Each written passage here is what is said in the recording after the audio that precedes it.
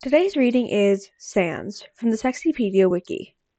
Sans is the protagonist from the video game Undertale and a minor character in Deltarune.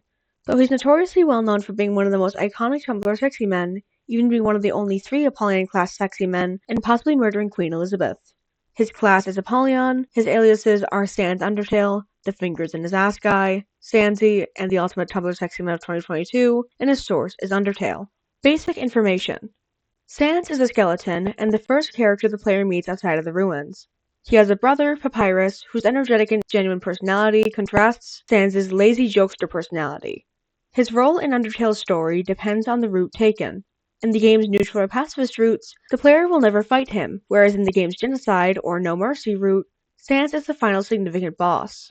This battle is often considered the most difficult boss battle in the game. In this battle, Sans has a far more aggressive and involved attitude than in the rest of the game, and reveals a surprising amount of raw combat power. The dramatic tension of the scene skyrocketed Sans into being a fan favorite, so much so that he eventually represented Undertale in Super Smash Bros. Ultimate as a Mii Gunner costume. The Undertale fandom was known to be disproportionately horny for nearly all characters, but Sans's position as a fan favorite saw him as the most prominent subject of that horniness. More information can be found on the Undertale wiki. Archetypes. Fourth wall blurring. It's not certain how much he knows, but some mysterious clues near his house, his comments about the timelines, his powers, and his actions all make it clear that he has more awareness of what's going on than most. Enough that he states he's given up on a happy ending because he knows the resets, which no one but Flowey and his ripple effect proof memory knows about, will only set everything back the way it was. Fans often run wild with this and write him as being ripple effect proof himself through a strong connection with W.D. Gaster, secretly cutting-edge science knowledge that gave him unnatural powers, or both. The first chapter of Deltarune has also given rise to the theory that he's actually a traveler from the Deltarune dimension that has somehow become trapped in this world. It's also implied somewhat that his power may come from his greater fourth wall awareness, especially since most of his tricks rely on purposely breaking the rules of the battle interface, and he seems to have some knowledge of the existence of the player. Angst. Due to being aware of the fact that his world can be reset at any time by an anomaly, Sans has developed a crushing sense of nihilism and a feeling that nothing he does really matters, which he tries to balance with his sense of humor. This feeling is the primary source of his laziness. He will also lash out at the player if they kill his brother Papyrus, calling them a dirty brother killer.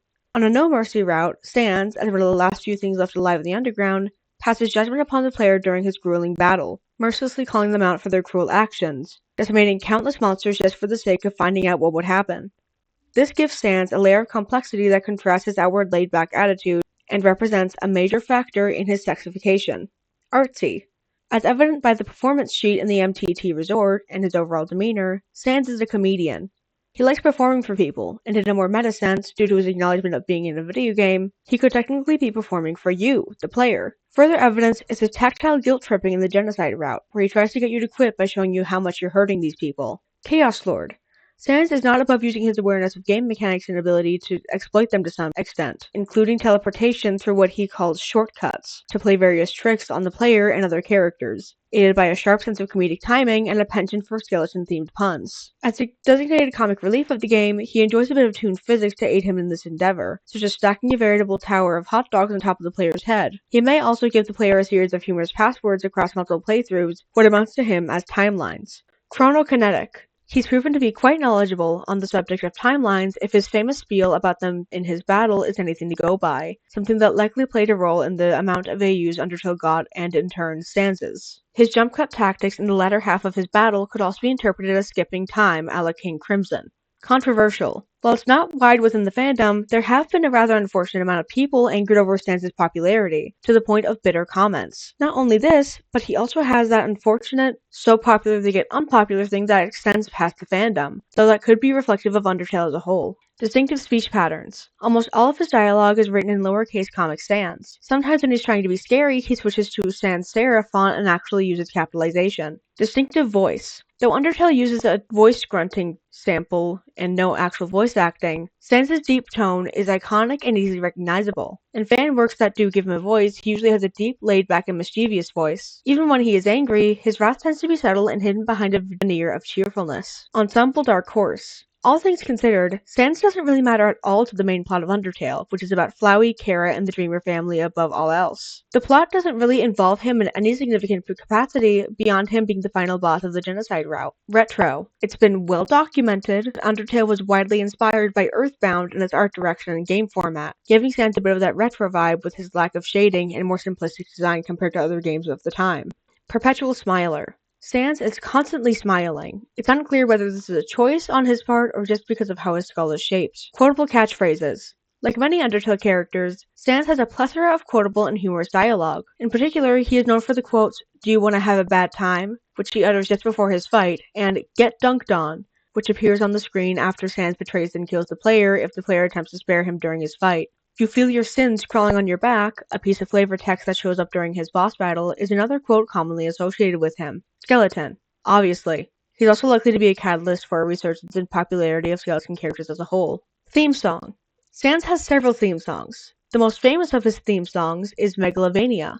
It slaps so endlessly hard, and so many remixes have been made of it that it's actually a meme to remix it. While strongly associated with Sans because it plays during his boss fight, it has been argued that it is more the player's theme, because in Toby Fox's past projects, it was associated with megalomaniacal villains. And in Sans' boss fight, he is not the maniacal villain in the situation. You are. He's just trying to stop you. Megalovania is so popular that it has been remixed and mashed up to hell and back, to the point where some people say Megalovania is not just a song, it's a genre. There is a playlist on YouTube of over 500 Megalovania remixes. A new official remix of Megalovania was also added to Super Smash Bros. Ultimate along with the Sans Meat Gunner costume. The other song associated with Sans in Undertale is simply titled Sans, which plays in the overworld areas where Sans can be found as well as places he likes to go, like Grillby's. This song reflects Sans' laid-back, easygoing personality much more than Megalovania, which reflects the intense boss fight and the situation at the end of the No Mercy run much more than Sans himself. A more mellow version of Sans is It's Raining Somewhere Else, which plays in the hotel restaurant in front of the core, where Sans takes you to dinner, which reflects the more somber side of his character. In Deltarune Chapter 4, a new song that resembles It's Raining Somewhere Else played called The Place Where It Rained, which just lends more evidence to the Sans Undertale originally from Deltarune theory. There was also an unused song called Song That Might Play When You Fight Sans, presumably for a fight versus Sans in the pacifist or neutral route of the game, which never ended up in the final version. This song is also more upbeat and whimsical than Megalovania, and shares similarities with Papyrus's fight music Bone Trousel. A parody of Stronger Than You from the animated series Steven Universe, sung from Sans' perspective during the fight with him in the No Mercy run, is also commonly associated with him. It currently sits at 94 million views on YouTube, 28 million more than the original song it was based off of. Since the parody popularity outgrew the original, there are a few people who don't even know it's a parody of a pre-existing song. It also sparked a trend of Stronger Than You parodies being written for other Undertale characters, with Frisk and Kara parodies also getting a lot of popularity. Fanon tropes. Fanon splintering. Undertale had a lot of fan AUs, or alternate universes, with different versions of the characters with different designs. The sheer amount of AUs probably at least partially the result of Undertale's narrative playing with the idea of alternate timelines.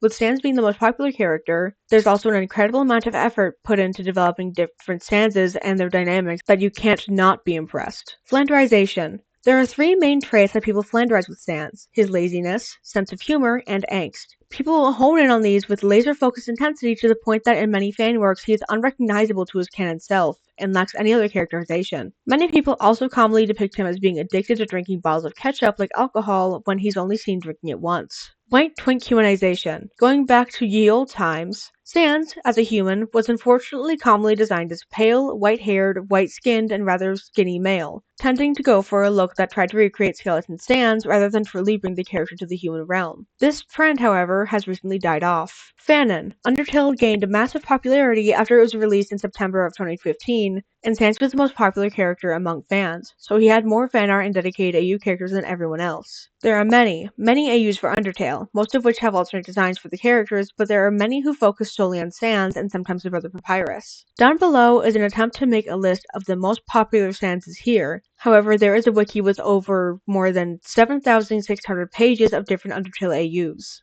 Undertale. Canon Sans, usually depicted with the blue motif. Underfell. AU where the characters are more hostile and bitter than they are in canon. Designs have a lot more red and sharp edges, Sans being no exception. Notably, he has shark teeth and a gold tooth and a red motif. Underswap. AU, where several major characters swap roles and personalities. Sans is swapped with Papyrus and wears an armored outfit similar to canon Papyrus with big blue irises and a very optimistic and outgoing personality. Meanwhile, Papyrus is depicted as the more chill and lazy guy who also smokes and knows more than he lets on. This Sans is usually referred to as Blueberry by the fandom. Swap Fell. Mishmash of the previous two, with an edgy bitterness being added onto a role swap. Basically a fell version of Underswap. Sans is depicted like a loud villainous bastard, delighting at violence. This Sans is often depicted with a purple motif. Fell Swap.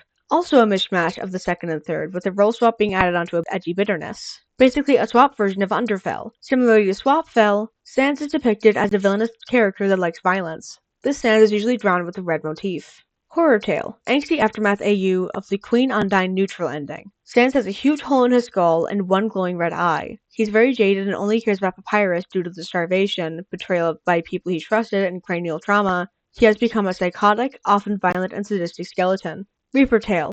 An AU where everyone is a Greek god/goddess. In this AU, Sans is the god of death and is often shipped with Aftertale Sans. Aftertale. An AU where Sans uses determination to prevent his death when Frisk commits genocide and gets stuck in the save screen. Dreamtale. A slightly different AU where instead of taking place in the underground, the story is presumed to be on the surface, and there are two Sanses, one being the guardian of positivity and one being the guardian of negativity. Dream Sans, the guardian of positivity, is the protagonist of this AU. Nightmare Sans, the guardian of negativity, is the antagonist of this AU. Dream Sans has a mainly yellow outfit, and Nightmare Sans is dark and goopy and has a mainly black outfit. Dust Tale. An AU where Frisk repeatedly commits genocide until something is different, and Sans remembers every reset. Sans then kills all the characters to gain enough LV to have more determination than Frisk. Sans always uses his hood, and his clothes are stained with monster dust. Sans is schizophrenic and often hallucinates his brother, Papyrus, as a ghost with only his scarf, hands, and head, who encourages Sans to keep killing to stop Frisk from repeating the timeline again. Outer Tale. An AU where instead of the underground, it is set in space. The designs are space-inspired, usually utilizing star patterns with a lot of yellow and blue. Sans has the same personality as canon, but a different aesthetic. X-Tale. An AU where X-Caster keeps overwriting the timeline trying to create a perfect world until X-Kara goes insane. In this AU, X-Sans, often known as Cross Sans, and X-Kara share a soul. As of Underverse Season 2, Cross Sans wears monochromatic clothing and carries around two knives. Echo-tailed Gaster Sans, a fusion between Sans and Gaster, taller and skinnier than normal Sans with cracks above his right eye and below his left eye, and often drawn with more humanoid proportions. Error-tail Error Sans, an Aftertale Sans that accidentally got stuck in the anti-void, went insane, and got corrupted. He destroys other AUs to fix glitches in the multiverse. This Sans is easily distinguishable by his black, blue, and red color palette, red eye sockets, and blue strings on his face that look like tears. He is often depicted with glitching effect. He can create portals to travel to AUs. Ink Sans. Opposite to the previous Sans, a Sans that protects other AUs and encourages creators to make them. Ink Sans has an ink blot on his right cheek, wears a brown scarf, and often carries around a paintbrush that he calls Broomy. He doesn't have a soul and therefore cannot feel emotions. He drinks paint to feel artificial emotions. He can also create portals to travel to AUs. Ink Sans comes from an unfinished and abandoned AU, which he escaped from by destroying his soul and along with it, his emotions. Undertale Something New Killer Sans. A Sans from an AU where Kara offered to help him repeatedly commit genocide to feel something new. Killer Sans is insane and probably has a personality disorder. Killer Sans has a target-shaped red soul and black goop dripping out of his eyes. Fresh Sans. Often referred to as just Fresh, this AU, along with Error Sans, is a prime example of an AU being created just for Sans. Its lore is that Fresh is a parasite, almost often depicted as possessing Sans. He's portrayed as fun, with a colorful design and a constant use of outdated 90s slang, but also angsty in regard to him being a parasite. This character was inspired by Dippy Fresh.